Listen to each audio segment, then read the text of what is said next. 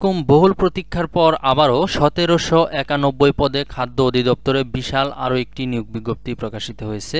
এই মূল ভিডিওতে আমি আপনাদের সামনে এই সার্কুলার সম্পর্কে A to Z বিস্তারিত আলোচনা করার চেষ্টা করব। সবার কাছে রিকোয়েস্ট থাকবে ভিডিওটি শুরু থেকে শেষ পর্যন্ত অবশ্যই মনোযোগ দিয়ে দেখবেন, তাহলে আপনি খাদ্য অধিদপ্তরে ১৭৯১ পদের মেগা যে নিয়োগ বিজ্ঞপ্তিটি প্রকাশিত হয়েছে এই নিয়োগ বিজ্ঞপ্তি সম্পর্কে A to Z বিস্তারিত জানতে পারবেন এবং খুব সহজে আপনারা আবেদন করতে পারবেন। সম্মানিত ভিউয়ার্স, যারা আমাদের মাধ্যমে এই সার্কুলার সহ যে কোনো সরকারি চাকরি সার্কুলার আবেদন করবেন, ভিডিও স্ক্রিনে দেওয়া যে হোয়াটসঅ্যাপ নাম্বারটা দেখতে পাচ্ছেন এই নাম্বারে যোগাযোগ করে সম্পূর্ণ নির্ভুলভাবে ঘরে বসেই যে কোনো সরকারি চাকরি সার্কুলার আপনারা আমাদের মাধ্যমে আবেদন করতে পারবেন।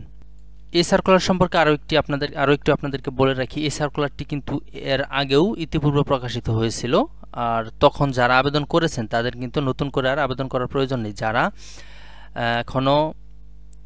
তখন আবেদন করেননি তারাই কিন্তু এই সার্কুলারে নতুন করে আবেদন করতে পারবেন। মূল ভিডিওতে আমি আপনাদের সামনে আলোচনা করব কোন পদে কতজন লোক নিয়োগ করা হবে, কি কি শিক্ষাগত যোগ্যতা লাগবে। আমি আর কথা বাড়াবো না, সরাসরি ভিডিওর মূল পর্বে চলে যাই, দেখে নিই এই সার্কুলারে কিভাবে আবেদন করতে হবে এবং আবেদনটি শুরু হবে কবে, শেষ হবে কবে। সম্মানিত ভিউয়ার্স, এই সার্কুলারে আবেদনকারী প্রার্থীর বয়স অবশ্যই 18 থেকে 32 বছরের মধ্যে হতে হবে। আর যা আপনারা হিসাব করবেন 7/5/2025 অর্থাৎ 7 মে 2025-এ যাদের বয়স সর্বনিম্ন 18 এবং সর্বোচ্চ 32 তারা কিন্তু এই সার্কুলারে আবেদন করতে পারবেন। আর এই সার্কুলারটি দেখেন খাদ্য দপ্তরের 31 আগস্ট 2023 এখানে যে স্মারক নংটা দেওয়া রয়েছে এই স্মারক নং অনুযায়ী ইতিপূর্বে যারা আবেদন করেছেন তাদের আর নতুন করে আবেদন করার কোনো প্রয়োজন নেই। সম্মানিত ভিউয়ার্স, এই সার্কুলারে আবেদনটি অনলাইনের মাধ্যমে করতে হবে, যার লিঙ্কটি হচ্ছে dgfood.teletalk.com.bd এই লিঙ্কের মাধ্যমে। আবেদনটি শুরু হবে 8 এপ্রিল 2025 সকাল 10টায় এবং আবেদন শেষ হবে 7 মে 2025 বিকাল 5টা পর্যন্ত আবেদন করা যাবে। সম্মানিত ভিউয়ার্স, এখন আমরা দেখব এই সার্কুলারে কোন পদে কতজন লোক নিয়োগ করা হবে। সম্মানিত ভিউয়ার্স, এই সার্কুলারটি যেহেতু 1791 জন লোক নিয়োগ দেওয়া হবে, অসংখ্য পদ রয়েছে এবং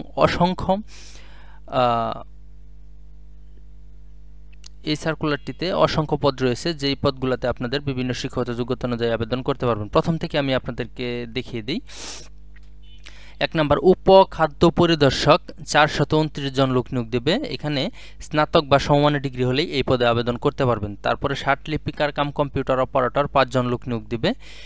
এই পদে স্নাতক বা সমমানের ডিগ্রি, তবে দ্বিতীয় শ্রেণীর স্নাতক বা সমমানের ডিগ্রি লাগবে, সেকেন্ড বিভাগে থাকতে হবে। তারপরে দেখেন 3 নাম্বার মুদ্রাক্ষরী কাম কম্পিউটার অপারেটর 13 জন লোক নিয়োগ দেবে। যে কোনো বিশ্ববিদ্যালয় থেকে দ্বিতীয় শ্রেণীর স্নাতক বা ডিগ্রি লাগবে। তারপর উচ্চমান সহকারী 25 জন লোক নিয়োগ দেবে, দ্বিতীয় শ্রেণীর স্নাতক বা সমমানের ডিগ্রি লাগবে। 5 নম্বর অডিটর 8 জন লোক নিয়োগ দেবে, দ্বিতীয় শ্রেণীর স্নাতক বা সমমানের ডিগ্রি লাগবে এই পদেও।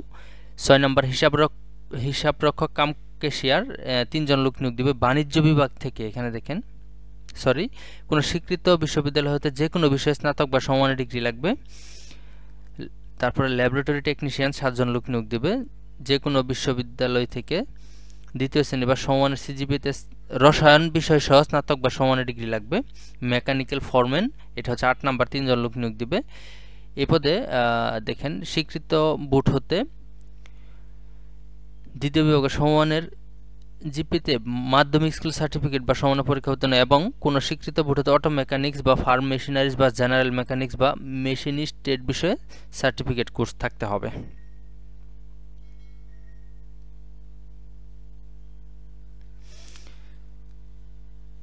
তারপরে দেখেন ইলেকট্রিক্যাল ফোরম্যান 3 জন লোক নিয়োগ দেবে। 10 নম্বর সহকারী উপখাদ্য পরিদর্শক 317 জন লোক নিয়োগ দেবে। এই পদে HSC পাস হলেই বাংলাদেশের সকল জেলা থেকে আপনারা আবেদন করতে পারবেন। 11 নম্বর অপারেটর 18 জন লোক নিয়োগ দেবে, কোনো স্বীকৃত বিশ্ববিদ্যালয়তে বিজ্ঞান শাখায় অনন্য দ্বিতীয় বিভাগ বা সমমানের সিজিপিএতে স্নাতক পাস বা সমমানের ডিগ্রি লাগবে। 12 নম্বর সহকারী ফোরম্যান 4 জন লোক নিয়োগ দেবে। 13 নম্বর মিলরাইট 5 জন লোক নিয়োগ দেবে। 14 নম্বর ইলেকট্রিশিয়ান 11 জন লোক নিয়োগ দেবে। 15 নম্বর ড্রাইভার 50 জন লোক নিয়োগ দেবে। 16 নম্বর অফিস সহকারী কাম কম্পিউটার মুদ্রাক্ষরিক 436 জন লোক নিয়োগ দিবে। আর এটাও উচ্চ মাধ্যমিক সার্টিফিকেট বা সমমানের পরীক্ষা উত্তীর্ণ হলে আবেদন করতে পারবেন। 17 নম্বর ডাটা এন্ট্রি বা কন্ট্রোল অপারেটর 72 জন লোক নিয়োগ দিবে, উচ্চ মাধ্যমিক সার্টিফিকেট বা সমান পরীক্ষা উত্তীর্ণ। 18 নম্বর ল্যাবরেটরি সহকারী 2 জন লোক নিয়োগ দিবে। 19 নম্বর সহকারী অপারেটর 36 জন লোক নিয়োগ দিবে। 20 নম্বর স্টেভেটর সর্দার 6 জন লোক নিয়োগ দিবে।